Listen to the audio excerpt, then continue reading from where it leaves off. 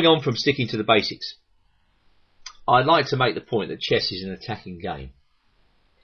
Therefore, you should concentrate on develop an aggressive style when you're starting out in chess. It's no good being defensive right from the word go. A lot of players are far too timid. They don't believe in themselves. They end up making mistakes as a result. They give themselves a lot of problems. Chess should be all-out attack when you're learning how to play. The advice of the old masters is clear. When you're starting out, learn to play gambits, learn how to sacrifice, develop tactical skills. This will stand you in good stead when you want to go to the next level.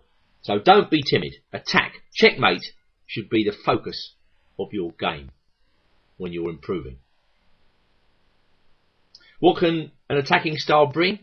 Well, it can bring a lot of pleasure. Let's just focus on a game now from a tournament played in Iceland in 2010 to the next level. So don't be timid. Attack, checkmate should be the focus of your game when you're improving. What can an attacking style bring? Well, it can bring a lot of pleasure. Let's just focus on a game now from a tournament played in Iceland in 2010 to attack to begin with. Playing white in the coming game is a fellow called Andrei Vospernik, who's obviously an all-out aggression type of player. Here he plays the dangerous Danish Gambit, an opening which I often recommend to young players when they're starting out. White is willing to sacrifice all manner of pawns to get his pieces into the game. And playing black in this game, somebody called Saga Kjartansdottir, who's obviously an improver, but who, well, is far too greedy in the opening stage of the game. She decides to take all the pawns on offer and finds herself seriously behind in development. One of the basics of chess in the opening phase of the game is very simple. You've got to get your pieces out. When you've got your pieces out, you can attack. Black in this game forgets to develop her pieces. Well, if you do that against anybody good, you're going to get crushed. This is the basic position of the Danish Gambit accepted, where white has sacrificed 2 pawns. In return, white has what we call raking bishops. The bishop pair rake the black king side, making it very difficult for black to get the pieces out. However, it is possible for black to defend this position, and the best move is certainly, I think, to play d5. This is another basic rule of chess. Don't be too greedy in the opening. Be willing to give back the material you've gained in order to get a good position. And now the main line of the Danish Gambit continues. Bishop takes d5, knight f6 by black, and now the very interesting move, bishop takes f7. For an instant, it looks as though white has just won the game, because when black takes the bishop, the white queen comes down and nabs the black queen. But now comes the saving grace, bishop b4 check. We call this a discovered attack. Suddenly the black rook attacks the white queen. So white has to retreat his queen to keep material more or less level. And now we get a fairly balanced position, quite an interesting position, with black bringing the pieces into the game, attacking the pawn on e4, white defending the pawn, and now black pushing the pawn up on the queen side, and out comes the black knight. Both sides have a good position here. Black has emerged from the opening in very good shape. Well, of course, when we go back to bishop takes b2, virtually nobody at improvers level knows that theory, so, and especially at junior level. So white often gets a very strong attack playing the Danish Gambit, and it can be recommended to young players. And particularly in this game, when black plays such a horrible move as f6. Now this really is a terrible move. Okay, black blocks the diagonal, but that's about all. In all other respects, this move is horrible. Black blocks in her knight, her queen, and opens up the king. 3 terrible things from black's point of view with one move.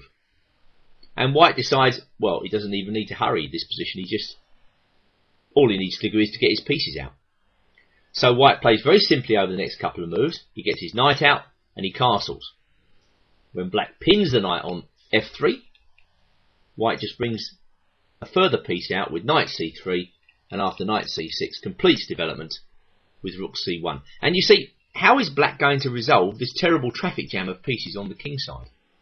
Black can't even get her king to safety on g8. She can't even castle on the king side because she's played this really terrible move, f6. So black is in a mess.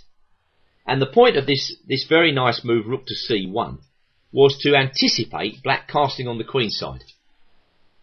Vospernek moves the knight into d5, which is a superb post for the knight, and now black castles on the queen side.